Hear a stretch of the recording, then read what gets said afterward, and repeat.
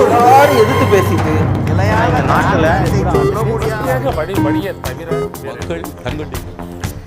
வணக்கம் நண்பர்களே, சிறப்பு நேர்பட பேச்சு நிகழ்ச்சிக்கு வரவேற்கிறோம்.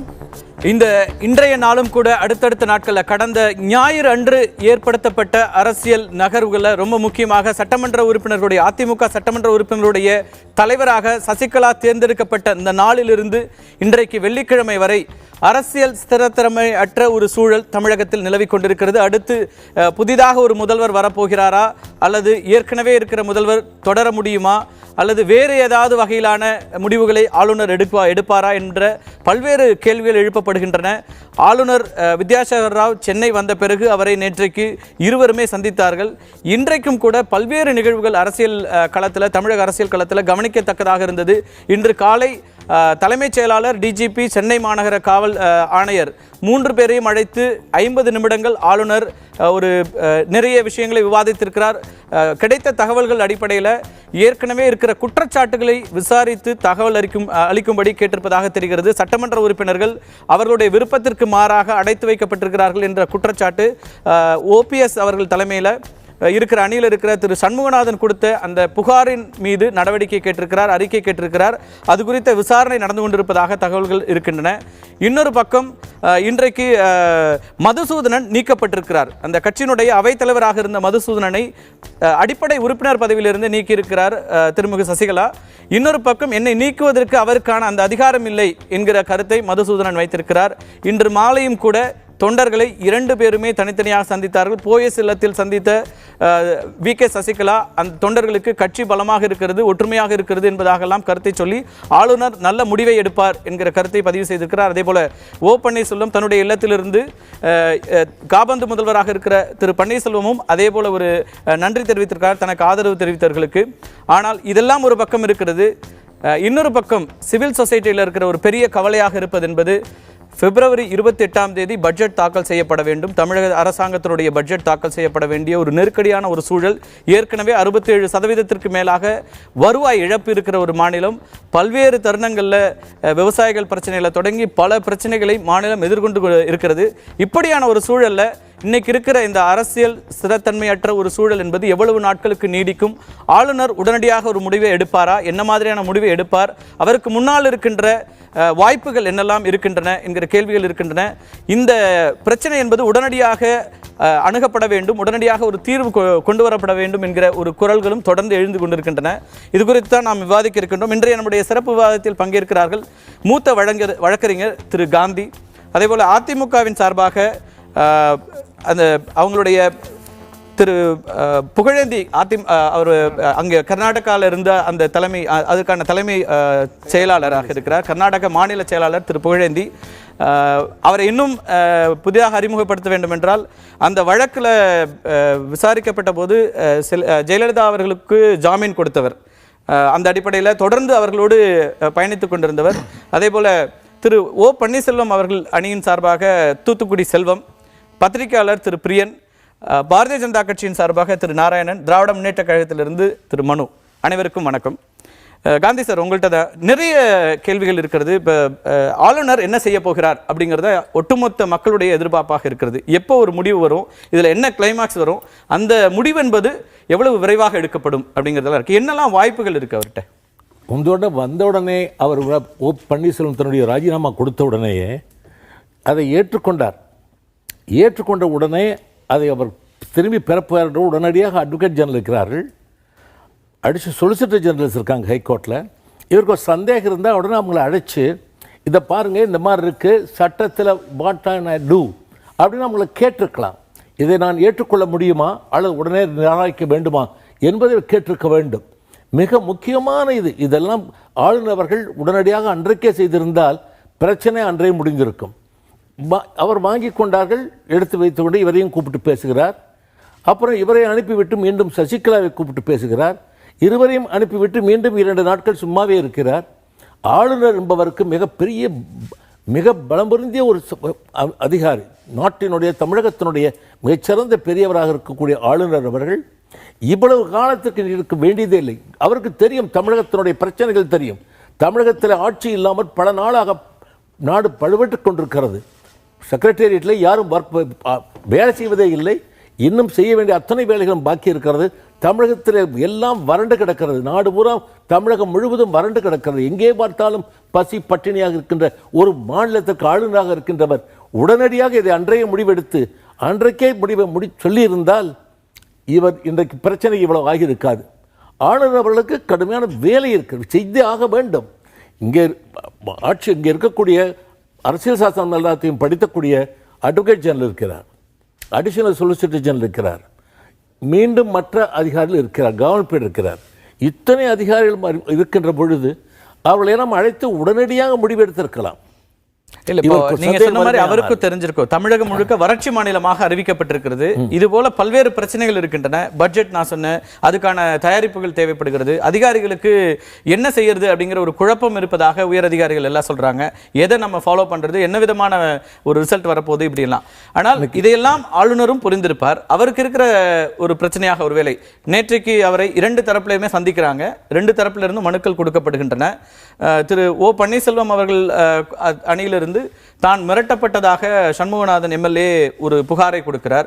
ஒருவேளை இதே போன்ற மிரட்டல் எல்லோருக்கும் இருக்குமா என்கிற கேள்வி அவருக்கு வந்திருக்கலாம். இன்னொரு பக்கம் வழக்குகளும் நீதிமன்றத்தில் பதியப்பட்டிருக்கின்றன. இதுபோல அவர்களுடைய விருப்பத்திற்கு மாறாக சட்டமன்ற உறுப்பினர்கள் அடைத்து வைக்கப்பட்டிருக்கிறார்கள்னு. அப்ப உடனடியாக ஆளுநர் இதில் ஒரு முடிவெடுக்க முடியுமா? முடிவெடுக்க முடியும். ஏனென்றால் அவர் ஓ பன்னீர்செல்வத்தினுடைய என்றைக்கு அவருடைய ராஜினாமா ஏற்றுக்கொள்ள முடியவில்லை என்று நினைத்து விட்டாரோ அன்றைக்கு சசிகலாவை அழைத்து உடனடியாக இங்கே அடுத்த உங்களுடைய எத்தனை பேர் இருக்கிறார்கள், உங்களால் மெஜாரிட்டி நிரூபிக்க முடியுமா என்று கேட்டு பார்த்திருக்க வேண்டும். அவசரம் இங்கே இருந்து மீண்டும் மத்திய சர்க்காரில் அவர் பேர் இருக்கக்கூடிய வழக்கு முடியுமா முடியாதா, எத்தனை நாளைக்கு முடியும், உச்ச நீதிமன்றத்தில் என்றைக்கு வழக்கு முடிவது, என்றைக்கு இங்கே தமிழகத்தில் ஆட்சி யாராலும் அமைக்க வேண்டிய ஒரு கட்டாயத்தில் இருக்கக்கூடிய சூழ்நிலை மிக மிக மோசமாக இருக்கிறது. ஆனால் ஒரு சட்ட ஆலோசனையை பெறுவது என்பது நாளாகும் தானே. ஒரு ஆளுநர் இதையெல்லாம் யோசிச்சு தான் ஒரு ஸ்டேபிள் கவர்மெண்ட் அதுக்கான ஒரு முயற்சிகளை எடுக்கணும் அப்படிங்கிறதுக்கான ஒரு டைம் எடுக்கவே கூடாது. ஆளுநர் அவர்கள் இவ்வளவு நாட்கள் எடுத்திருக்கவே கூடாது, உடனடியாக முடிவு எடுக்க வேண்டும். ஏனென்றால் இது மிக மிக அவசரமான ஒரு சூழ்நிலை. நாட்டில் எடுத்த 28ஆம் பட்ஜெட் சொல்ல வேண்டும் என்றால் புதிய ஆட்சி வந்தாக வேண்டும், அதற்கான ஏற்பாடுகள் செய்தாக வேண்டும். அதை மக்களிடத்தில் கொடுத்தாக இருப்பதற்காக ஆளுநர் அன்றே முடிவு செய்து இதை செய்தற்காகத்தான் ஆளுநர் இருக்கிறார்கள். அவர் கொடுத்து 3-4 நாட்களுக்கு பின்னாலே தான் அவர் வந்து கடிதம் எழுதி நான் வாபஸ் பெற்றுக்கொள்கிறேன்.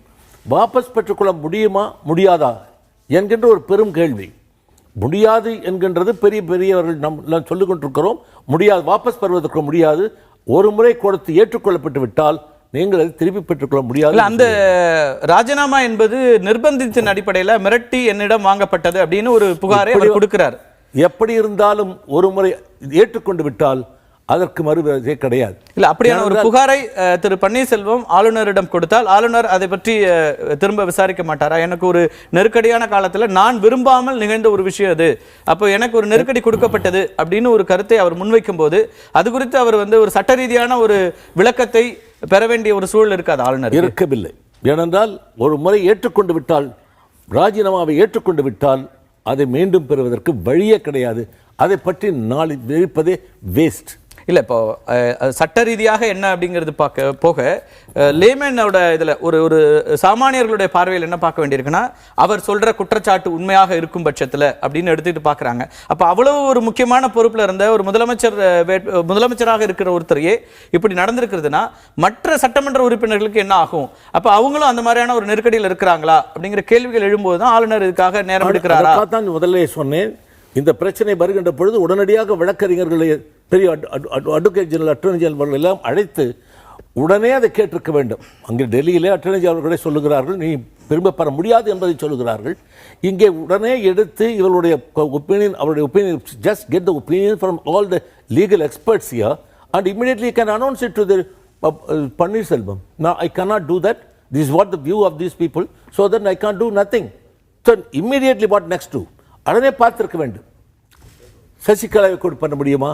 ஏனென்றால் யார் எப்படி இவர்கள் சரிதானா இல்லையா நாளை வருகின்ற தீர்ப்பிலே இவர் வழக்கு எல்லோருமே சொல்றது உச்சநீதிமன்றத்தில் இருக்கிற இந்த சொத்து குவிப்பு வழக்குல தீர்ப்பு வரப்போகிறது. உச்சநீதிமன்றம் சொல்லிடுச்சு ஒரு வாரத்தில் கொடுக்க போறோம்னு. அப்போ அந்த மாதிரியான ஒரு சூழல்ல அட்வர்ஸ் ரிசல்ட் வந்துடக்கூடாது, அல்லது ஏதாவது ஒரு விதத்துல தாக்கத்தை இங்க ஏற்படுத்திடக்கூடாதுங்கிற எண்ணம் ஆளுநருக்கு இருக்காதா? இருக்கலாம். ஆனால் இங்கே இருக்கிற நிலைமையை பார்க்க வேண்டுமே. நாட்டிலே ஒரு ஆட்சியே இல்லாமல் இங்கே வறண்டு கிடக்கிறது. நாடே வறண்டு கிடப்பதை போல செக்ரட்டேரியட் வறண்டே கிடக்கிறது. ஒரு வேலையும் நடப்பதில்லை. யாரும் அதிகாரிகளே இல்லை.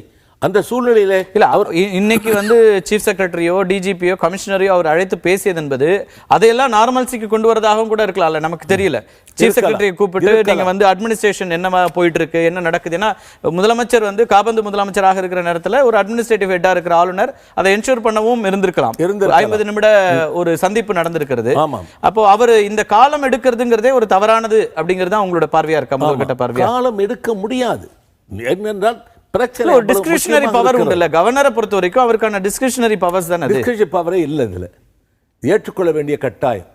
ஆனால் அதற்காகத்தான் சொல்லுகிறேன், உமக்கு ஒரு சந்தேகம் இருந்திருந்தால் உடனே எத்தனை அதிகாரிகள் இருக்கிறார்கள், வழக்கறிஞர்கள், மத்திய சர்க்கார் வழக்கறிஞர்கள் 10 பேர் இருக்கிறார்கள். அவரை உடனடியாக அழைத்து போன்ல கூப்பிட்டால் அத்தனை பேர் வருகிறார்கள்.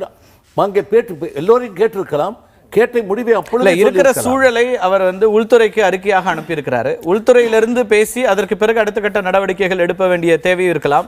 இந்த மாதிரியான குற்றச்சாட்டுகள், புகார்கள், வழக்குகள் நீதிமன்றத்தில் இது மாதிரி எங்களை வந்து நாங்க விருப்பத்துக்கு மாறாக என்னுடைய சட்டமன்ற உறுப்பினர் தங்க வைக்கப்பட்டிருக்கிறார், இப்படியான உள்ளிட்ட விஷயங்கள் வரும்போது அவர் உடனடியாக நீங்க உடனே இதெல்லாம் செய்திருங்க, ஒரு ஆட்சி அமைச்சிருங்க அப்படின்னு அழைச்சிட்டு போயிடுறதுங்கிறது சரியா இருக்க முடியுமா? மத்திய சர்க்கார் அமைச்சர் சொன்னாரே, எல்லாவற்றையும் தமிழக ஆளுநர் செய்ய வேண்டுமே தவிர மத்திய சர்க்காரில் தலைவருக்கு நேர்மில்லை என்று ராஜ்நாத் சிங் சொல்லியிருக்கிறார். அதனால் இவர் தானே செய்திருக்க வேண்டும். ராஜ்நாத் சிங் சொல்றாரு இது ஆளுநரே தான் முடிவெடுப்பாரு, எங்களுக்கு அதுல ஒன்றும் வேலை இல்லை அப்படிங்கிறார். ஆளுநரே சொன்ன பிற்பாடு, ராஜ்நாத் சிங்கே சொன்ன பிற்பாடு இவர் தான் முடிவு எடுத்திருக்க வேண்டும். அதற்கே இத்தனை நாட்கள். தொடர்ந்து பேசலாம். திரு நாராயணன், எப்படி பார்க்கறது இந்த காலதாமதம் அப்படிங்கிற ஒரு விஷயம் வந்து இன்னைக்கு ஒரு அட்மினிஸ்ட்ரேஷன் அப்படியே ஸ்டாண்ட்ஸ்டில் இருக்குது. அடுத்த கட்ட நடவடிக்கைகள் உடனே எடுக்கப்படணும். மிகப்பெரிய ஒரு அரசியலில் குழப்பமான ஒரு சூழல் இருக்கிறது. அது மாநிலத்தினுடைய வளர்ச்சி சம்பந்தப்பட்ட விஷயமாக இருக்கிறது. இப்படியெல்லாம் இருக்கும்போது ஆளுநருடைய முடிவு தாமதப்படுறது அப்படிங்கிறது எப்படி எடுத்துக்கிறது? ஆளுநருடைய ஆக்ஷன், இந்த செயல்பாடு என்பது அது அவர் எப்படி நடந்து கொள்ள வேண்டும் என்று நான் சொல்ல முடியாது. ஒரு கட்சியாக நீங்க சொல்லலாம், ஏன்னா எல்லா கட்சிகளும் அதுல ஒரு கருத்து சொல்றாங்க. நான் அதையும் தாண்டி நான் இங்கே ஆளுநராக இருந்திருந்தால் என்ன செய்திருப்பேன் என்று நான் யோசனை செய்தால், ஞாயிற்றுக்கிழமை இந்த கடிதம் வருகிறது, ஆளுநர் இல்லை, ஆனாலும் திங்கட்கிழமை என்றது ஏற்கப்படுகிறது. இது வந்து ஒரு சாதாரண நிகழ்வு. ஒரு கட்சியில் அவங்க எல்லாம் கூடி முடிவு பண்ணுறாங்க, ராஜினாமா அக்செப்ட் பண்ணுறாங்க, திருப்பி அதை வந்து உடனடியாக திங்கட்கிழமை என்று ஒரு குறிப்பு கொடுக்கிறார்கள். சசிகலா அவர்களை முன்மொழிந்து இந்த மாதிரி ஆவாங்க. இதுதான் இஷ்யூ.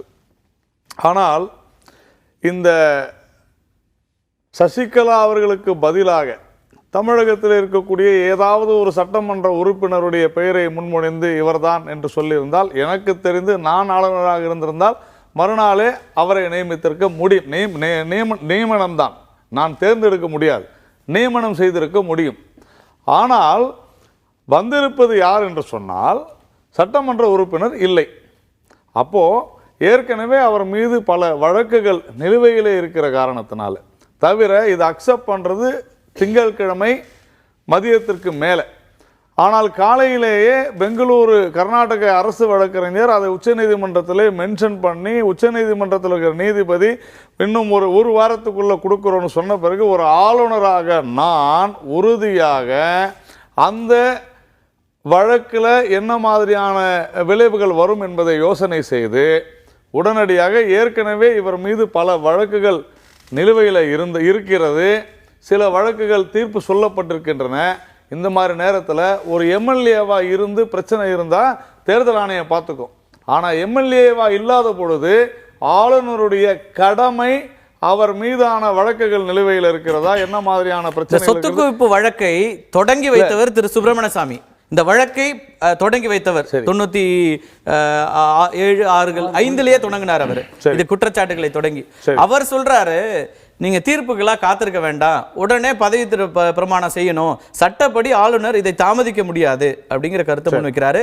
அவரும் வழக்கறிஞர், பாரதிய ஜனதா கட்சியினுடைய சுப்பிரமணிய சுவாமி அவர்கள் சொல்வதை இந்த விஷயத்துல நீங்க ஏற்றுக்கொள்வதாக இருந்தால், அதே சுப்பிரமணிய சுவாமி அடுத்த வரையில சொல்றாரு சசிகலா தண்டிக்கப்படுவார் ஜட்ஜ்மெண்ட்டை வேணா தண்டிக்கப்படுவார்னு எடுத்துக்கிறீங்களா? இல்ல அவர் அதையும் என்ன சேர்த்து சார்? சொல்றாரு. அதாவது அது இல்ல. ஃபியூச்சர் டென்ஸ்ல வர்றதுக்குலாம் நீங்க காத்துட்டு இருக்காதீங்க. இன்னைக்கு சட்ட ரீதியாக அவரை நீங்க வந்து பதவி பிரமாணம் எடுத்துக்க வைக்கிறது தான் ஆளுநருடைய வேலை. காலதாமதம் செய்யக்கூடாது எந்த இடத்துலயும். அது அன்டெமோக்ராட்டிக் அப்படிங்கிற கருத்தும் சொல்லப்படுகிறது. இப்படியான ஒரு காலதாமதம் என்பது ஜனநாயக விரோதமாக பார்க்கப்படுகிறது. ஒருத்தரை தேர்ந்தெடுத்துட்டாங்க சட்ட ரீதியாக. அப்படி என்ன பிரச்சனைனா, நமக்கு சாதகமாக யாராவது ஒருத்தர் சொல்லிவிட்டார், அவர்கள் கருத்தை ஏன் ஏற்றுக்கொள்ள? இல்ல அவர் அந்த வழக்கை போட்டவர். நான் என்ன சொல்றேன், இது எல்லாத்தையும் சொல்ற மாதிரி நான் சொல்ல. சுப்பிரமணிய சாமி சொத்துக்கு நீங்க குறிப்பிடுகிற அதே சொத்துக்கு வழக்கை அவருக்கு ரைட்டே கிடையாது. அவருக்கு ரைட்டே கிடையாது. அந்த வழக்கு போட்டதனால அவர் ஒப்பீனியன் சட்ட பார்வையை அவர் சொல்றாரு. அவரும் ஒரு அட்வொகேட். நான் ஏத்துக்கிறேன். இப்ப ஐயா வந்து ஒரு மூத்த வழக்கறிஞர். நான் சிறு வயதுல இருந்து அவரை நான் பார்த்துக்கிட்டு இருக்கிறேன். அவர் சொன்னதுல எனக்கு நிறைய மாற்று கருத்து இருக்கு. அதனால அவர் சொல்றதுதான் சரின்னு என்னால ஏத்துக்க முடியாது. இல்ல அப்படின்னா நான் உங்கள்ட்ட இன்னொரு கருத்து கேட்க போறேன். மாற்று கருத்து உங்கள்ட்ட இருக்கிறதுனால தான் நான் கேட்கிறேன். பரவாயில்ல, அதுதான் சொல்ல. இப்போ அட்டார்னி ஜெனரல் வந்து சொல்லிட்டாங்க. அட்டார்னி ஜெனரல்லாம் ஒன்றும் சொல்லல. இந்திய அரசினுடைய தலைமை வழக்கறிஞர் எதுவும் சொல்லவே. நீங்க வந்து இவங்களுக்கு சசிகலாவுக்கு நீங்க வந்து நியமனம் பண்ணலாம் சொல்லவே இல்லை. அல்லது நீங்க வாபஸ் வாங்க முடியாதுன்னு சொல்லல. இது வரைக்கும் அது அந்த மாதிரிலாம் எதுவும் வரல. நான் சொல்ல வந்த விஷயமே, சுப்பிரமணிய சுவாமி அவருடைய கருத்தை சொல்லி இருக்கிறார். அதுல வந்து அவர் தாராளமா அவர் சொல்லலாம். அதுல என்ன இருக்கு தவறு? ஆனா அதே போல கண்டிப்பாக தண்டிக்கப்படுவார் அப்படின்னு சொல்றாரு. அப்போ சுப்பிரமணிய அது வந்து இன்னும் தீர்ப்பு வரல, வந்தாதான் தெரியும். சுப்பிரமணிய சாமி சொல்றது ஜட்ஜ்மெண்ட் கிடையாது சார். அது ஒரு ஒப்பீனியன் தான். அதை இவர் எடுத்துக்கொண்டு, நான் ஆளுநராக இருந்தாலும் நான் சொன்னேன், அதை நான் எடுத்துக்கொள்ள வேண்டும் என்கின்ற அவசியம் எனக்கு இல்லை.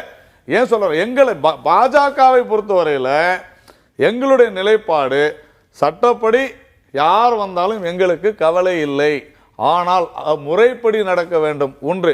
இரண்டாவது, முறைப்படிங்கிறது என்னென்ன முறைப்படி நான் சொல்றேன். இரண்டாவது, அவங்க சட்டமன்ற உறுப்பினர்கள் சேர்ந்து தேர்ந்தெடுக்கிறாங்க. முன்மொழிந்தவர் திரு பன்னீர்செல்வம். சரி, அதற்கு பிறகு வேற என்ன முறைப்படினா எது வரணும் சார்? அங்கதான் இப்போ அதுதான் சொல்ல வந்தேன். மண்டே வரையிலும் வந்து ப்ராப்ளம் எதுவுமே இல்லை.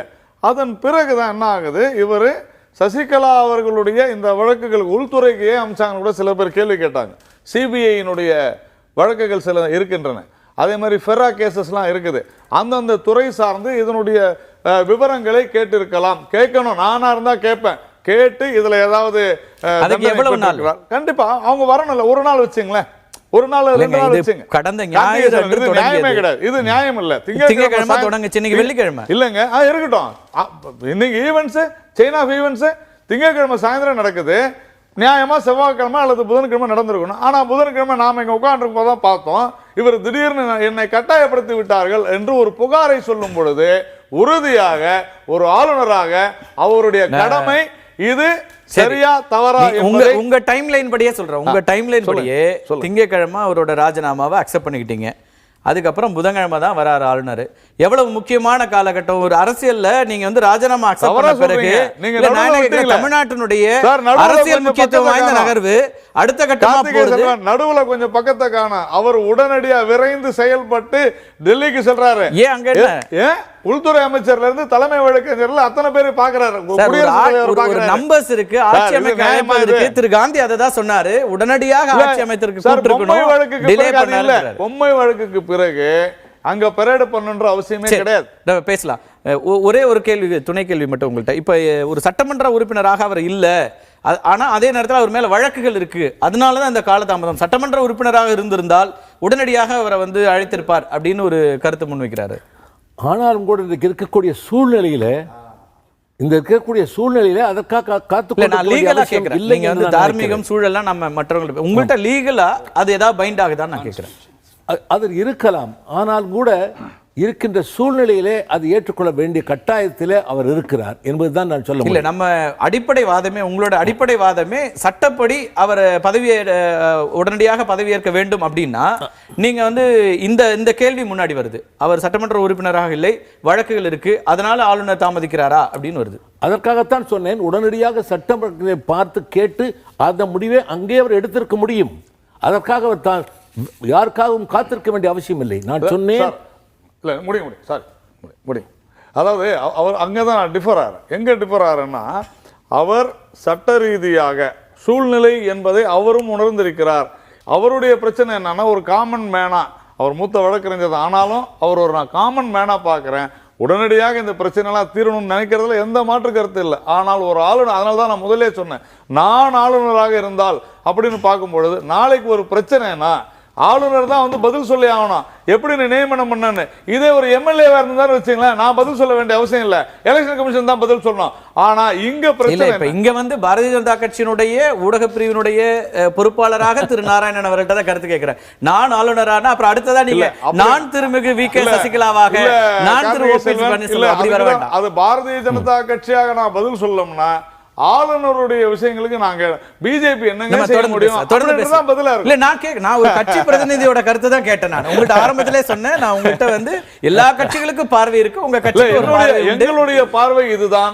பாஜகவின் பார்வை என்னவென்றால் யாராக இருந்தாலும் சட்டப்படி நடக்க வேண்டும் என்பதுதான். இதுல நிறைய கேள்விகள் இருக்கு. அதுபோல கட்சிக்குள்ளேயும் நிறைய பிரச்சனைகள் இருக்கு. பொதுச் செயலாளர் ஒரு அறிவிப்பு கொடுக்கிறாரு, அவைத்தலைவரை நீக்கிவிட்டேன்னு. அவைத்தலைவர் சொல்றாரு என்ன நீக்க முடியாது அப்படின்லாம் சொல்றாரு.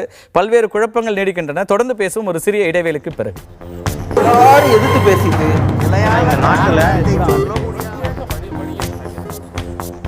ஆளுநர் என்ன நடவடிக்கை எடுப்பார் என்கிற கேள்வி மிகப்பெரிய கேள்வியாக இருந்து கொண்டிருக்கிறது. அவருடைய முடிவுக்காக தமிழகம் மட்டுமல்ல இந்தியா முழுவதும் காத்துக் கொண்டிருக்கிறது. அது குறித்து தான் பேசிக் கொண்டிருக்கின்றோம். திராவிட முன்னேற்ற கழகத்திலிருந்து இன்றைக்கு ஸ்டாலின் அவர்களும் போய் பார்த்திருக்கிறார், எதிர்க்கட்சி தலைவர்.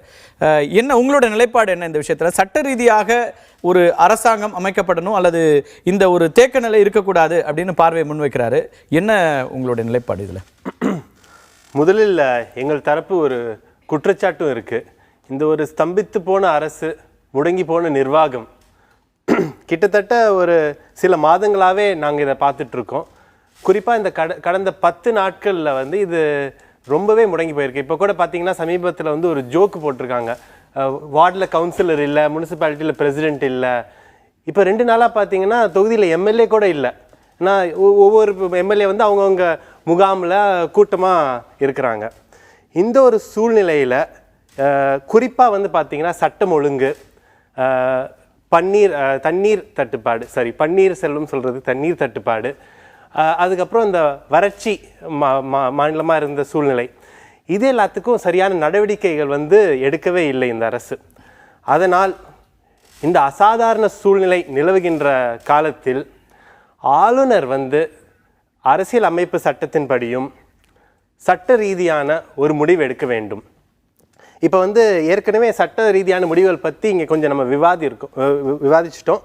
இருந்தாலும் என்னோட ஒரு சின்ன பங்களிப்பு என்னவென்றால், இப்போ நீங்கள் வந்து ஞாயிற்றுக்கிழமையிலேருந்து செவ்வாய்க்கிழமை வரைக்கும் பார்த்தீங்கன்னா, அதாவது திரு பன்னீர்செல்வம் தியான நிலைக்கு போகிறதுக்கு முன் அந்த சமயத்தில் வந்து சட்ட ரீதியாக வந்து அரசியல் சாசன பெஞ்ச் பிஆர் கபூர் வர்சஸ் தமிழ்நாடுன்ற கேஸ் தான் நம்ம ஃபாலோ பண்ணோம். அதில் வந்து என்னென்னா 2002 வந்து அப்போ ஜெயலலிதா வந்து உறுப்பினராக இல்லை, சட்டமன்ற உறுப்பினராக இல்லை, ஆனாலும் தேர்ந்தெடுக்கப்பட்டார். ஆனால் அங்கே ஒரு எக்ஸ்ட்ரா காம்ப்ளிகேஷன் என்னென்னா, அந்த நிலைமையில் வந்து அவங்க மேலே ஏற்கனவே ஒரு தண்டனை, ஒரு கன்விக்ஷன் இருந்துச்சு. அதனால் வந்து ஆளுநர் வந்து அவங்கள வந்து அப்போ பதவி பிரமாணம் பண்ணி வச்சிருக்கணுமா இல்லையான்ற ஒரு கேள்வி. அதை வந்து சுப்ரீம் கோர்ட் வந்து என்ன சொல்கிறாங்கன்னா, யாரை தேர்ந்தெடுக்கும் போது கவர்னர் வந்து ஒரு ரோபாட் மாதிரி, ஒரு மிஷின் மாதிரி உடனே இவங்கள தான் போடணுன்ற அவசியம் இல்லை. கவர்னர் வந்து கொஞ்சம் சமயம் எடுத்து தக்க சட்ட ஆலோசனை பெற்று அவருக்கு உண்டான அந்த டிஸ்கிரிஷனரி பவர்ன்றதை அந்த இடத்துல அவர் காமிக்கலாம். இப்போ செவ்வாய்க்கிழமைக்கு அடுத்துன்றது வந்து அந்த அசாதாரண சூழ்நிலை என்னவென்றால், திரு ஓ பன்னீர்செல்வம் வந்து ஒரு குற்றச்சாட்டு வைக்கிறார், இந்த மாதிரி என்னை மிரட்டி கையெழுத்து வாங்கினாங்க, அதுக்கு மேலே நிறைய அவரோட ஆட்சி நிர்வாகத்திலே வந்து நிறைய இடையூறுகள் இருந்ததுன்ற மாதிரி சொல்கிறாரு. ஆனால் அவரோட வாதத்துலேயும் ஒரு பலவீனம் இருக்குது. ஏன்னா இப்படி மிரட்டி ஒரு கையெழுத்து வாங்குறவங்க மேலே என்ன நடவடிக்கை நீங்கள் எடுத்தீங்க? ஏன்னா ஒரு முதலமைச்சர், அவர் கீழே தான் உள்துறை பொறுப்பு இருக்குது, அது கீழே தான் காவல்துறை வருது. ஒரு முதலமைச்சர் பொறுப்பில் இருக்கிறவரே மிரட்டி கையெழுத்து வாங்க முடியும் என்றால் அவர் அந்த இடத்துல என்ன சொல்றாருன்னா, நான் வந்து கட்சி கட்டுப்பாடை மீறக்கூடாது, கட்சியினுடைய ஒற்றுமை குலைஞ்சிடக்கூடாது, இது எதிர்காலத்தை கருதி நான் ஒத்துக்கிட்டேன் அப்படிங்கிறார் அவருடைய நேர்காணல்ல, நம்ம கொடுத்த நேர்காணல்ல. அது வந்து அப்படி சொல்வார் என்றால் கட்சி முக்கியமா அரசு முக்கியமான்ற கேள்வி வருது. ஏன்னா ஒரு முதலமைச்சர் என்பவர் வந்து கட்சிக்கு அப்பாற்பட்டு செயல்பட வேண்டும் என்பதுதான் நடைமுறை, அதுதான் மக்களும் எதிர்பார்க்கிறோம். இப்போ அவர் வந்து கட்சி கட்டுப்பாடு தான் முக்கியம் என்றால் செவ்வாய்க்கிழமை அந்த தியான நிலைக்கு அடுத்து அவர் எடுத்த முடிவுகள் பற்றி நம்ம நிறைய கேள்வி கேட்க வேண்டியிருக்கு. ஆனால் குறிப்பாக வந்து அவர் வந்து அவரோட வாதத்துக்கு வந்து என்ன செய்யணும் என்றால், அட்லீஸ்ட் ஒரு எஃப்ஐஆராவது பதிவு செய்யணும். இன்று கூட செய்திருக்கலாம். யார் யார் யார் யார் யார் அவர் மேலே மிரட்டினாங்களோ, சில பத்திரிகையில் வந்து அவர் சட்டையை பிடிச்சி இழுத்தாங்கன்னுலாம் சொல்கிறாங்க. அவங்க மேலே அவர் எஃப்ஐஆர் பதிவு செய்வார் என்றால் அவருடைய வாதம் வந்து மேலும் பலம் பெறும்.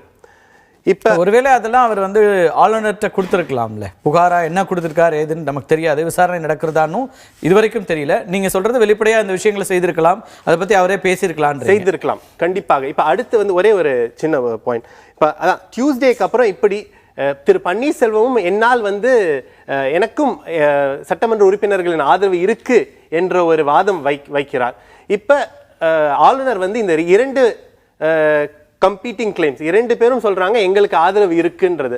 ஸோ இப்போ வந்து அவர் வந்து எஸ்ஆர் பொம்மை, உத்தராகண்ட் உயர்நீதிமன்றம், அப்புறம் அருணாச்சல் பிரதேஷ் உச்சநீதிமன்றத்தில் வந்த வழக்கு சென்ற அந்த வழக்குகளின் அடிப்படையில் வந்து சொல்லணும். இப்போ அந்த வழக்குகளின் அடிப்படையில் வந்து கண்டிப்பாக வந்து ஃப்ளோர் டெஸ்ட், அதாவது வாக்கெடுப்பு, சட்டப்பேரவைக்குள்ள வாக்கெடுப்பு நடத்தி தான் செய்யணும். இது வந்து உத்தராகண்டில் வந்து செஞ்சு காட்டியிருக்காங்க. அதுக்காக ஒரு பார்வையாளர்லாம் உச்சநீதிமன்றத்திலேருந்தே அனுப்பிச்சு நியமிச்சு பண்ணியிருக்காங்க. ஸோ அதுதான் நியாயப்படியான இது. எங்களுடைய இன்னைக்கு எங்கள் செயல் தலைவர் வந்து ஆளுநர் பார்த்தப்பையும் அவர் வந்து சொன்னது இதுதான். இந்த மாதிரி ஒரு அசாதாரண சூழல் இருக்கு, முடங்கி போன அரசு இருக்கு. ஆனால் சில எம்எல்ஏக்கள் வந்து அவர்களுடைய விருப்பத்திற்கு மாறாக அவரை வந்து சட்டமன்றத்தில் பலத்தை நிரூபிக்கணும், அங்க வந்து ஒரு வாக்கெடுப்பை நடத்தணும், ஜனநாயக முறைப்படியாகவும் அரசியலமைப்பு சட்டத்தின் அடிப்படையிலும் செய்ய வேண்டும். நம்ம தொடர்ந்து பேசலாம். திரு பிரியன், உங்களோட பார்வையில் ஆளுநர் இப்போ என்ன செய்திருக்க முடியும்? ரொம்ப சுருக்கமாக சொல்லுங்கள். நம்ம முதல் கட்டற இதாக பார்த்து. நிச்சயமாக சார், அதாவது இப்போ ஆளுநர் வந்து ஒரு அவசரப்பட்டு எந்த முடிவும் எடுக்க வேண்டிய அவசியம் இல்லை. ஏன்னா வந்து இப்போலாம் வந்து கவர்னரோட டிசிஷன்ஸ்லாம் வந்து கோர்ட்டில் வந்து தாராளமாக சேலஞ்ச் பண்ண முடியும். இன்ஃபேக்ட் பார்த்தீங்கன்னா அருணாச்சல பிரதேசத்தில் சொன்ன மாதிரி கவர்மெண்ட்டே ரீஇன்ஸ்டேட் பண்ணிட்டாங்க சுப்ரீம் கோர்ட்டில். ஸோ இந்த மாதிரியான விஷயங்கள் இருக்கும்போது கவர்னருக்கு வந்து ஹீ ரிக்வயர்ஸ் சம் டைம். இப்போ எக்ஸாக்டாக 24 மணி நேரம் தான் ஆயிருக்கு. நேற்று ஒரு 2 தரப்பையும் சந்தித்த பிறகு 24 மணி 25 மணி நேரம் தான் ஆயிருக்கு. அந்த சந்திப்புக்கே தாமதமாச்சு, காலம் எடுத்துக்கிட்டாரு அப்படிங்கிறதுலாம் இருக்குல்ல. கரெக்ட். அதாவது 1984 எலெக்ஷன் முடிஞ்ச பிறகு டிசம்பர் லாஸ்ட் வீக் எலெக்ஷன் முடிஞ்சு போச்சு. எம்ஜிஆர் வந்து 1.5 மாதம் கழிச்சு தான் சென்னைக்கு வந்து பதவியேற்றினார். அது ஒரு சூழ்நிலை.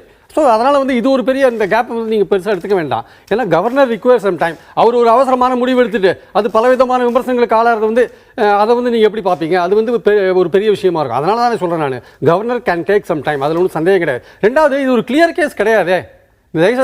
கம்பீட்டிங் கிளைம்ஸ் இருக்கும்போது எப்படி இது கிளியர் கேஸ் ஆகும்? சொல்றேன் கம்பீட்டிங் கிளைம்ஸ்னு எந்த அடிப்படையில் சொல்றீங்க? அதாவது இன்னைக்கு வந்து 6 பேர் தான் வெளிப்படையாக திரு ஓ பன்னீர்செல்வம் அவர்களோடு இருக்கிறாங்க.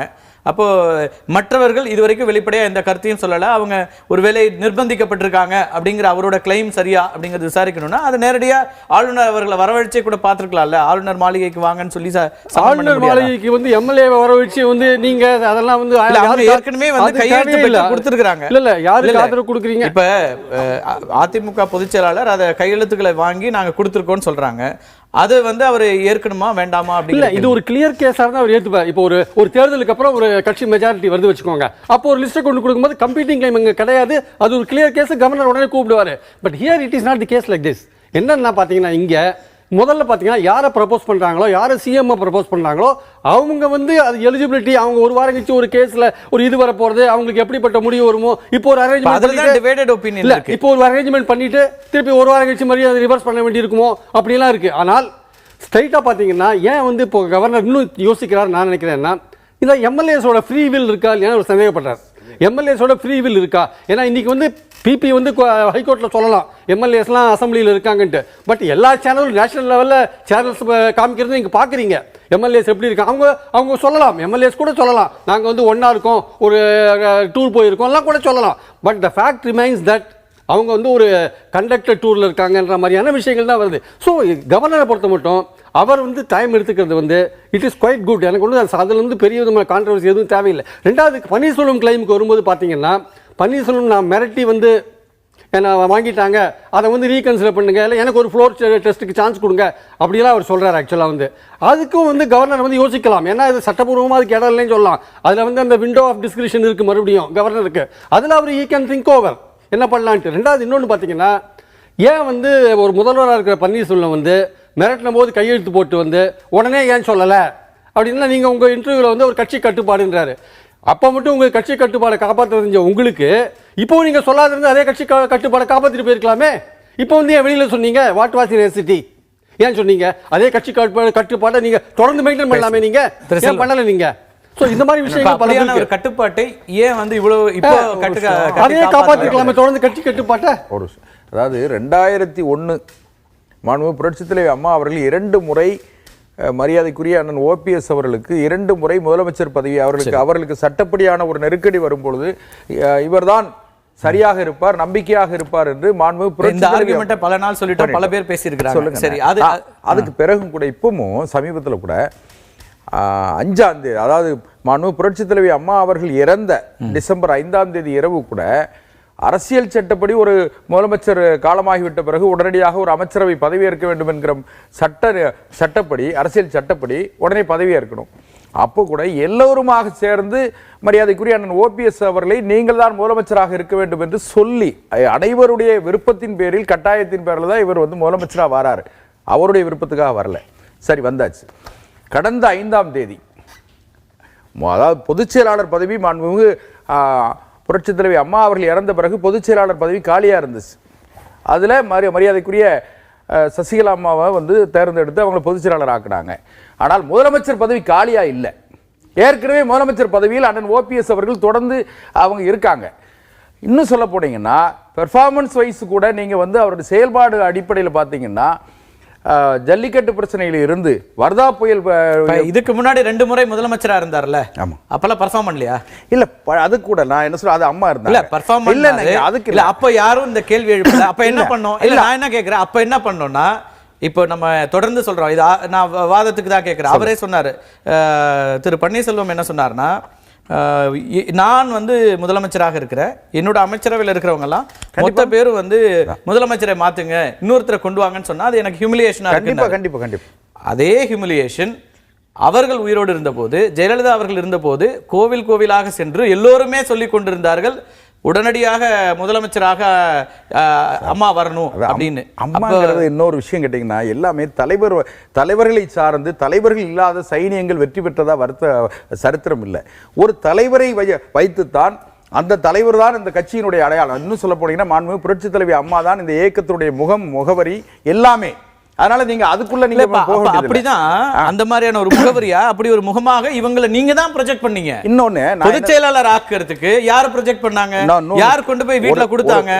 இன்னைக்கு ஒரு வீடியோ அவங்க வெளியிடுறாங்க, அதுல திரு மதுசூதனன் வந்து ரிக்வெஸ்ட் பண்றாரு, அப்படி ரொம்ப நீ உங்களை விட்டு ஆளே இல்லைன்றாரு. அப்ப எப்படி எடுத்துக்கிறது? மக்கள் என்னதான் புரிஞ்சுப்பாங்க? ஒரு விஷயம் கேட்டீங்கன்னா, கள நிலவரம் அவங்களுக்கு வந்து, அதாவது இவ்வளவு பெரிய அவசரப்பட்டு அண்ணன் ஓபிஎஸ் அவர்களை முதலமைச்சர் பதவியிலிருந்து மாற்ற வேண்டிய அவசியம் இல்லைன்னு சொல்லி கள நிலவரம் இப்படி இருக்குன்னு சொன்னீங்கன்னா, அந்த கள நிலவரம் 5ஆம் தேதியில இருந்தே இருக்கு. டிசம்பர் 5ஆம் தேதியில இருந்து இந்த 3 நாள்ல மாறிடுச்சுன்னு சொல்லாதீங்க, அது தொடர்ந்து அப்ப இருந்துட்டு தானே இருக்கு. அது புரியலையா? அம்மா இறந்த பிறகு அரசியல் ரீதியாக ஒரு அசாதாரணமான சூழ்நிலை ஏற்பட்டுச்சு. நீங்க அதை விட்டுருங்க. நீங்க கடந்த 5ஆம் தேதி அண்ணன் ஓபிஎஸ் அவர்களை வற்புறுத்தி, கட்டாயப்படுத்தி, என்னை இன்னும் ஒரு வகையான மிரட்டி கையெழுத்து வாங்கினாங்க. இன்னும் சொல்ல போனீங்கன்னா அவருடைய ரெசிக்னேஷன் லெட்டரில் கூட அந்த கையெழுத்துக்கு கீழே கூட பார்த்தீங்கன்னா டைம் போட்டிருந்தாங்க.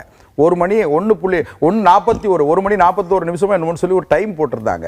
அப்படி யாரும் கையெழுத்து போடுறது இல்லை.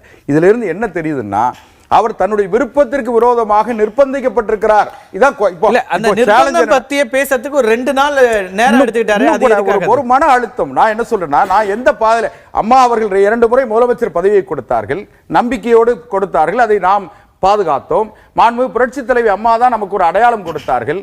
ஆக இந்த ஏக்கம் இந்த முறை ஒரு முதலமைச்சர் ஆக்கணும்னு எல்லோரும் சொன்னாங்க. நீங்க அமைச்சர்கள் எல்லாரும் என்ன சொல்றாங்கன்னா, இதே சசிகலா தான் அவரை ப்ரொஜெக்ட் பண்ணாங்க, அவங்களை முதலமைச்சர் ஆக்குனாங்க. இருக்கட்டும், நான் இன்னும் கூட என்ன சொல்றேன்னு கேட்டா, அவர்களே வற்புறுத்தினார்கள், அவர்களே விரும்பினார்கள், அவர்களே கட்டாயப்படுத்தினார்கள். சசிகலா அம்மா தான் சொன்னாங்க, அப்படியே வச்சுக்கிடுவோம். ஆனாலும் கூட நான் என்ன சொல்றேன்னா, இந்த 10 நாட்கள் 15 நாட்கள் இடைவெளியில ஒரு 50-60 நாட்களுக்குள்ள என்ன அவசரம் வந்தது? நீங்க முதலமைச்சர் பதவியை மாற்ற வேண்டிய அளவிற்கு என்ன தேவை வந்தது? ஓபிஎஸ் அவர்கள் எந்த வகையில் தவறு செய்திருக்கிறார்? ஆட்சியில தவறு செஞ்சிருக்காரா? கட்சிக்கு விரோதமாக ஏதாவது அணி சேர்த்தாரா? அல்லது கட்சிக்கு விரோதமாக ஏதாவது நடந்திருக்காரா? இப்படிலாம் ஒரு क्वेश्चन. இதெல்லாம் நம்ம நிறைய பேசியிருக்கோம். ஒரே ஒரு விஷயம் என்ன, நான் என்ன சொல்றேன்னு கேட்டா, இப்போ நம்ம கவர்னர் முன்னால இருக்கிற விஷயம் என்னன்னா, என்னை வற்புறுத்தி என்னுடைய விருப்பத்திற்கு மாறாக என்னுடைய ராஜினாமா கடிதம் வாங்கப்பட்டதுன்னு ஓபிஎஸ் சொல்றாரு. இதுக்கு ஒரே ஒரு உதாரணம், நம்முடைய மூத்த வேற என்ன கோரிக்கையெல்லாம் நீங்க வச்சிருக்கீங்க? ஏல ஆளுநரை சந்தித்து இப்ப காபந்து முதல்வர் திரு பன்னீர்செல்வம் அதாவது சட்டமன்ற உறுப்பினர்கள் சுதந்திரமா இருக்கணும். சட்டமன்ற உறுப்பினர்கள் சட்டமன்ற உறுப்பினர் விடுதியில இல்ல. அவங்க எல்லாருமே என்னன்னு கேட்டா சிறை வைக்கப்பட்டிருக்கிறார்கள். ஒண்ணு, அவங்க சுதந்திரமா வரணும். அப்படி சட்டமன்ற உறுப்பினர்கள் சுதந்திரமா வந்துட்டாங்கன்னா அதுக்கு பிறகு வேற. அதுக்கு பிறகு நான் முதலமைச்சர் பதவியை ராஜினாமாவை வாபஸ் வாங்கிக்கிறேன்னு சொல்லிட்டாரு. அப்படின்னா என்ன அர்த்தம்னா முதலமைச்சராக தொடர்வதற்கு மேதகு ஆளுநர் சட்டப்படி அதுக்கு வாய்ப்பு இல்ல அப்படின்றாங்க. இல்ல, நான் ஒண்ணே ஒண்ணு சொல்றேன். ஒண்ணும் கூட என்ன கேட்டீங்கன்னா அவங்க பிசிக்கல் பிரசன்ஸ் இருக்கணும்னு சொல்றாங்க. அந்த ரெசிக்னேஷன் லெட்டரை ஹேண்ட் ரைட்டிங்கா இருக்கணும். பிசிக்கல் பிரசன்ஸ் அந்த ரெப்ரசன்டேஷன்ல பிசிக்கல் பிரசன்ஸ் இருக்குன்னு சொல்றாங்க. அதுக்கு ஒரு சின்ன உதாரணம், 1980 இருந்து 84 வரைக்கும் வட சென்னையில திராவிட முன்னேற்ற கழகத்துல ஜி லட்சுமணன் ஒருத்தர் அவங்க நாடாளுமன்ற உறுப்பினர். அவர் அன்றைக்கு துணை சபாநாயகர், நாடாளுமன்ற துணை சபாநாயகரா இருந்தாரு. அப்ப அவரும் ரெசிக்னேஷன் இப்படித்தான் டைப் பண்ணி போச்சு. அந்த டைப் செட்டை பார்லிமெண்ட் அந்த ரெசிக்னேஷன் லெட்டரை அக்செப்ட் பண்ணல, அதை பண்ணல. அதனால ஹேண்ட் ரைட்டிங்கா இருக்கணும், பிசிக்கல் பிரசன்ஸோட ரெப்ரசன்டேஷன் இருக்கணும் அப்படின்னு சொல்லி ஒரு சட்டம் சொல்றாங்க. இது ஆமா, அது என்ன விஷயம்னா இதுல அத பத்தி அது இல்ல, டிஸ்கிரிஷனர் ஆஃப் தி கவர்னர் தான். நான் என்ன சொல்றேன், மேதகு ஆளுநர் அவர்கள் இப்ப டிஸ்கிரிஷன் ஆஃப் தி கவர்னர் அவர் எந்த முடிவு எடுத்தாலும் அதை மனப்பூர்வமாக ஏத்துக்கிடுவோம் நாங்க. ஏன்னு கேட்டீங்கன்னா மேதகு ஆளுநர் அவர்கள் மிக சரியாக முடிவெடுப்பார்கள், சரியா செய்வாருங்கிற நம்பிக்கை தமிழ்நாட்டில் இருக்கிற வாக்காளர் பெருமக்களுக்கு இருக்கு, எங்களுக்கு இருக்கு. சுருக்கமா தான் இல்ல, நீங்க இப்ப ஐயா சொல்லியிருக்காரு இந்த சட்டமன்ற உறுப்பினர்கள்லாம் எடுத்து ஒரு இடத்துல விடுதியில சிறை வைத்திருக்கிறார்கள். இப்ப காப்பந்து முதல்வருக்கு பொறுப்பு உள்துறை, காவல்துறை. நேத்து கூட டிஜிபியை சந்திச்சான்ற ஒரு செய்தி வந்துச்சு. என்ன நடவடிக்கை எடுத்திருக்காங்க இந்த சிறை வைக்கப்பட்ட சட்டமன்ற உறுப்பினர்களை வெளியே கொண்டு வர? கேபிஎஸ் கார்பஸ் பெட்டிஷனே போட்டிருக்காங்க. அதிகாரம் உங்கள்கிட்ட இருக்கு, நீங்க நடவடிக்கை எடுக்கல, அதுக்கான உத்தரவு கொடுத்தீங்களா? அதுதான் ஒரு விஷயம். என்னன்னு கேட்டீங்கன்னா அது காபந்து அரசு, இது இடைக்கால அரசு தான். இடைக்கால அரசினுடைய முதலமைச்சர் கவர்னர் மூலமாகத்தான் அந்த உத்தரவுகளை அமல்படுத்த முடியும். அதனால முறைப்படி மேதகு ஆளுநர் அவரிடத்தில் முறையிட்டு இருக்கிறார்கள். வேகமாக நடவடிக்கை எடுப்பதாகவும் செய்தி வருது. அநேகமா நாளைக்கு அனைத்து சட்டமன்ற உறுப்பினர்களும் சிறையில் இருந்து விடுதலையாக வேண்டிய அவசியம் இருப்பதாக சொல்கிறார். என்ன இப்ப உங்களுக்கு இத்தனை சட்டமன்ற உறுப்பினர்களுடைய ஆதரவு இருக்கு அப்படின்னா ஏன் இவங்க கொண்டு போய் இப்படி அடைச்சு வைக்க வேண்டிய அவசியம் என்ன இருக்குது? அப்ப உங்களுக்கே நம்பிக்கை இல்லையா அவங்க மேல? நம்பிக்கை கொஸ்டனே இல்லை. நண்பர் அதை தவறாக சொல்லிக்கிட்டு இருக்கார். இன்னைக்கு காலையில் புதிய தலைமுறையில் எங்களது முன்னாள் அமைச்சர் திரு வெங்கடாச்சலம், தோப்பு வெங்கடாச்சலம் அவர்கள் பேசியதை நானும் கவனித்தேன். நாங்கள் ஒக்கட்டா ஒரே நேரத்தில் சேர்ந்து வந்திருக்கோம், இங்கே தான் இருக்கோம், சுதந்திரமாக இருக்கோம். எங்களை யாரையும் நீங்கள் எல்லாத்தையும் பேசணும்னா பேச சொல்கிறோம். எல்லாத்தையும் பேசும்போது எவ்வளவு நேரம் ஆகும்? இல்ல இப்ப நான் என்ன கேக்குறேன்னா, இல்ல தோப்பு வெங்கடாச்சலம் பேசினாரு, தமிழ்ச்செல்வன் பேசினாரு, காட்டுமன்னார்குடி சட்டமன்ற உறுப்பினர் பேசினாரு, ஒரு 6-7 பேர் பேசியிருக்காங்க ஒட்டுமொத்தமா இன்னைக்கு ஊடகங்கள்ல. எத்தனை உறுப்பினர்கள் உங்களுக்கு கையெழுத்து போட்டு கொடுத்துருக்காங்க? இப்ப ஏற்கனவே நமக்கு 131 முதல்ல சைன், இவரையும் சேர்த்து 134 பேரும் சைன் பண்ணாங்க. யாரையும் சேர்த்து இல்ல இப்ப நீங்க கொண்டு போய் ஆளுநர்கிட்ட கொடுத்த பட்டியல்ல எத்தனை பேருடைய பெயர்களும் கையெழுத்து? I think that 128 or something, 128 sign பண்ணி கொடுத்துருக்காங்க. மத்தவங்க எல்லாம் எங்க இருக்காங்க? இப்ப இல்ல 128 பேர் ஒன்னா தானே இருக்காங்க. எங்க இருக்காங்கன்னு? அதான் ரிசார்ட்ல இருக்காங்க. நீங்களே காலையில ரிசார்ட்ல இருக்கோம் நாங்க ஊடகம் சொல்றோம். ஆமா, நீங்க என்ன சொல்றீங்க? அரசனுடைய வழக்கறிஞர் என்ன சொல்றாரு உயர்நீதிமன்றத்துல?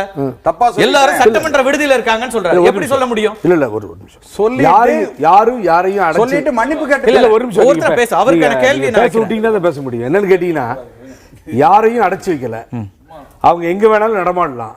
திடீர்னு நீங்க அமைச்சர்கள் 2 பேர்த்த நேத்து நம்ம பார்த்தோம், போனாங்க, திருப்பி அங்க போறாங்க, இங்க வராங்க. இப்ப நான் போய் விஷயத்துக்கு வரேன். இல்ல இந்த விஷயத்தை முடிச்சிட்டு போவோம். இல்ல என்னோட கேள்வி என்னன்னா, யாரையும் அடைச்சு வைக்கலன்னா இன்னைக்கு ஊடகங்கள்ல வெளிப்படையா விஷுவல்ஸா வருது. எல்லா சட்டமன்ற உறுப்பினர்களையும் பேருந்துகள்ல ஏற்றி அழைத்து போறது, எங்க இருந்து எங்க போறாங்க. இன்னைக்கு ஒட்டுமொத்தமா எல்லா ஊடகங்களும் அங்க இருந்து லைவ் கவரேஜ் கொடுக்குறாங்க. அப்ப அங்கதான் இருக்கிறாங்க. எதுக்காக போயிருக்காங்க? அங்க என்ன பண்றாங்க? என்ன ஏதாவது ஆலோசனை கூட்டம் இருக்குதா? கான்ஃபரன்ஸ் வச்சிருக்கோமா? நான் வந்துட்டேன். என்ன கொஞ்சம் அலோவ் பண்ணுங்க. Then I will tell the clear answer now. அம்மா இறந்த உடனே அடுத்த முதல்வரை நிர்ணயிக்க வேண்டிய நிர்பந்தம் இருந்தது, சூழ்நிலை இருந்தது. அப்போ எல்லா எம்எல்ஏவையும் கூட்டு வர சொல்லி நமது கவர்னர் உத்தரவிட்டார். ஆளுநர் எல்லாத்தையும் பார்க்கணும்னு சொல்லிட்டாரு. ஒரு 4-5 பஸ்ஸை வச்சு அந்த மிட் நைட்டில் கூட்டு போய் காமிச்சோம். ஆளுநர் எப்பொழுது வருவார் வருவார் வருவார் என்று தொடர்ந்து 3 நாட்கள் 4 நாட்கள் 5 நாட்களாக காத்திருப்பதே ஒரு காட்சியாக இருந்தது தமிழகத்திலே. ஆளுநர் வந்துடுவார், இப்போ வந்துடுவார், ஐயா அப்போ வருவார், காலையில் வருவார், மத்தியானம் வருவார்னு. ஸோ ஆளுநர் வந்து நின்றுட்டு எல்லாத்தையும் கூட்டு வந்துங்க நான் பார்க்கணும்னு சொன்னால், ஒருத்தர் கன்னியாகுமரியிலையும் ஒருத்தர் ராமேஸ்வரத்திலையும் ஒருத்தர் திருநெல்வேலியில சென்னையில இருக்கிற சட்டமன்ற விடுதி இருக்குங்க. எல்லாம் அவங்கள விட்டீங்கன்னா அவங்க ஊருக்கு போவாங்க. ஏன் போறாங்க? கட்சியில சொல்லிட்டா போறாங்க. கூட சொல்லிருக்காங்க. நான் பேசுறேன். இல்ல நீங்க போக கூடாது. கட்சி கட்டுப்பாட்டை மீறி யாராவது ஒருத்தர் சென்னை தாண்டி போயிடுவாங்க. கட்சி கட்டுப்பாடுங்கிறது விப்பு சொன்னா கொறடா பேச்சு கேட்டு ஓட்டு போடலாங்கிறது ஒரு விதிமுறை. அர்ஜென்ட் வேலை இருக்கு, நான் ஊர் வரைக்கும் போயிட்டு வரேன்றால நீங்க தடுத்து நிறுத்த முடியாது. வெள்ளூர் வரைக்கும் போறோம். அவ்வளவு நம்பிக்கை இல்லாத தன்மையில தான் இத்தனை பேரை வச்சிருக்கீங்களா உங்களுக்கு வாக்களிப்பதற்கு? அல்லது இதை விட நான் என்ன கேட்கிறேன், ஒரு முக்கியமான காலகட்டம், கட்சிக்கு ரொம்ப முக்கியமான நேரம், அடுத்ததாக உங்க பொதுச் செயலாளரை முதலமைச்சர் ஆக்கணும்னு சொல்ற நேரத்துல சட்டமன்ற உறுப்பினர் வேலூருக்கு போயிருவாரு. ஒரு நிமிஷம், இப்ப சட்டமன்ற உறுப்பினர் ஒரு இடத்துக்கு போக கூடாதுன்னு நம்ம சொல்ல முடியாது.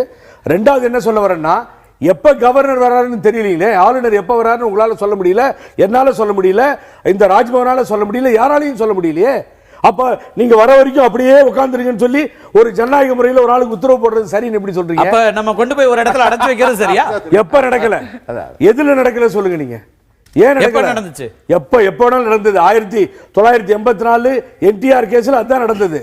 இது மாதிரி ஏமாத்தி சார், இப்ப நீங்க அந்த கவர்னர் வந்த பின்னாடியும் இப்ப வந்து கடந்த காலங்களில் நடந்தது போலவே இப்போதும் நாங்கள் சிறை வைத்திருக்கிறோம். சிறை வைக்கிற கொஸ்டினே இல்ல. என்டிஆர் சிறை வச்சாருன்னு சொல்றீங்களா? சரி, அப்ப அவர்களுடைய விருப்பத்திற்கு மாறாக ஒரு இடத்துல உட்கார வச்சிருக்கிறோமா? விருப்பத்துக்கு மாறா கிடையவே கிடையாது. நீங்க தான் சொன்னீங்க இப்போது நடக்கல, பல காலமா நடந்துட்டு இல்ல. யாரை கேட்டதுக்கு சொன்னா நான் எங்கெல்லாம் இன்சிடென்ட் ஆச்சு 19 இல்ல ஒரு நிமிஷம் அதிமுகலே திருப்பிரியன் நம்ம வந்து எல்லா தவறுகளையும் இதெல்லாம் முன்னாடி நடந்திருக்கு நம்ம சொல்ல முடியும். அங்க தவறே நடக்கல. 1984 NTR was the chief minister of Andhra. அங்க இருக்கப்போ தவறே நடக்கல. ஆனா நம்பி விட்டுட்டு போன பாஸ்கர் ராவ், துரோகி பாஸ்கர் ராவ். அப்படி பாத்தீங்கன்னா யாரு அவர் பேச விடுங்க சார், என்ன அலோ பண்ணுங்க நீங்க. அவர் நிறைய சொல்றாரு, எனக்கு கேள்வி நிறைய இருக்கு. அவர் வந்து திரும்பி வரும்பொழுது என்டிஆர் மோசம் பண்ணி அத்தனை எம்எல்ஏவும் எங்கிட்ட இருக்காங்கன்னு பொய்ய சொல்லி, அதனால என்ன வந்து நிரூபிக்க சொல்லுங்கன்னு சொல்லி இந்த மாதிரி ஒரு சீன் போறப்ப Ramlal was the governor, excellency governor. அதுக்கு பின்னாடி என்டிஆர் மீட்டிங்கை போட்டு ஆகஸ்ட் 15 கலடா பண்ணி ஆகாதுன்னு சொல்லி குடியரசுத் தலைவர் முன்னாடி போய் பரேடு பண்ணி நிறுத்தி 161 எம்எல்ஏவே பின்னாடி இருக்காங்க என்ன மோசம் பண்ணி ஏமாத்துறதுக்கு இந்த கவர்னர் பார்க்கறாருன்னு சொல்லி அவங்க அத்தனை பேரும் Ramakrishna Hegde was the chief minister Karnataka save பண்ணி கொண்டு போய் நிறுத்தி ப்ரூவ் பண்ண பின்னாடி அந்த சேம் கவர்னர் டிஸ்மிஸ் செய்யப்பட்டார்.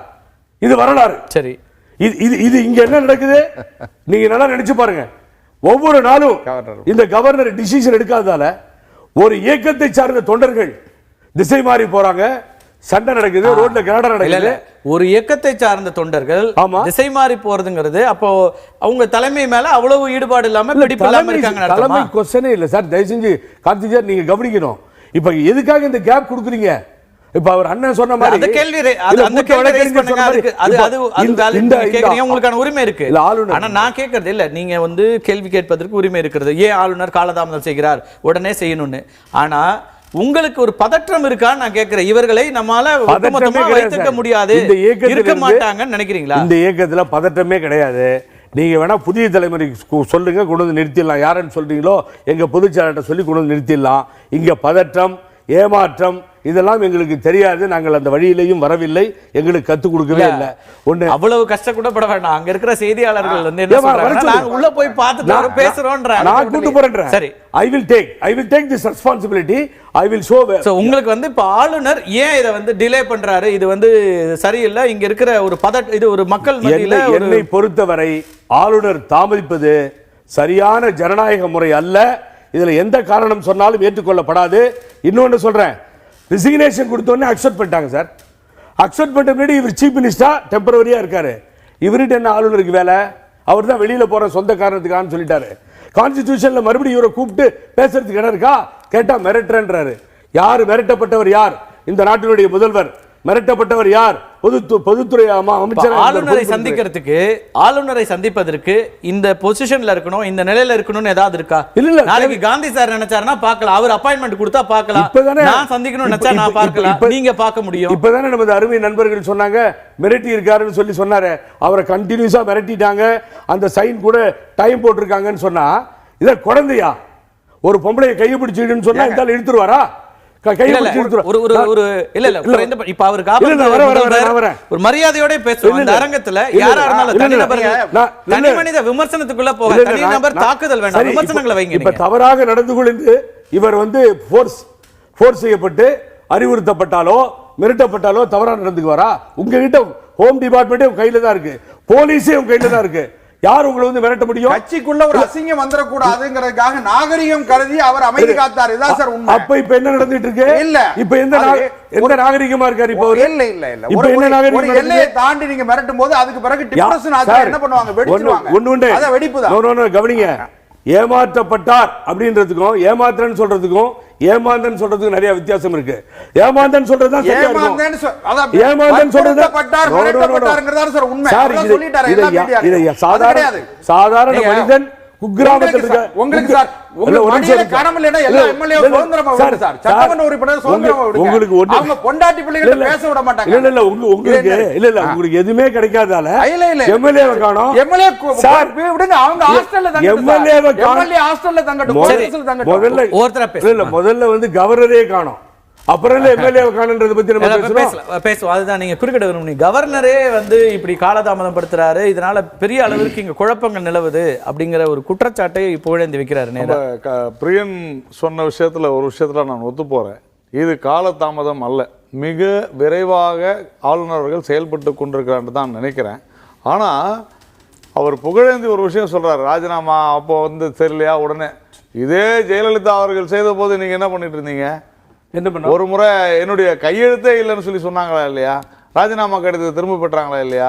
நான் என்ன கேட்குறேன் சார், அதாவது ஒரு முதல்வர் அவர் சொல்லுகிறார், நான் என்ன சொல்றேன், அவர் சரியா தவறான்றதை ஆளுநர் முடிவு பண்ணுவார்.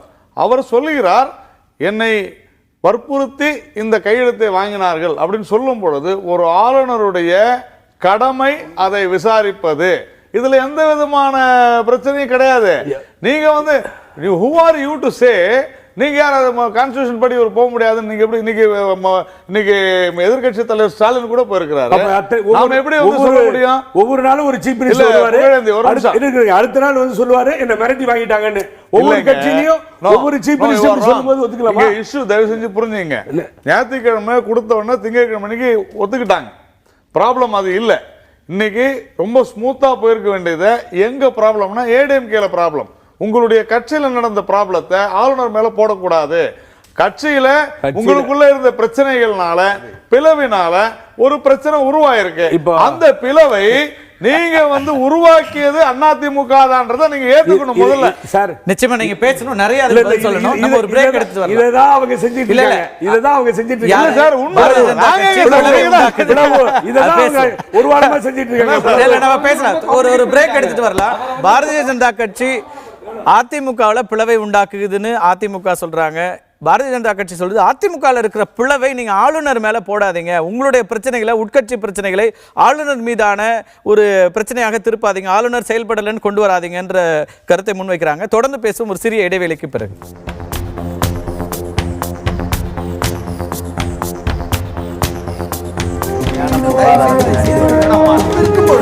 எதிர்த்து பேசிட்டு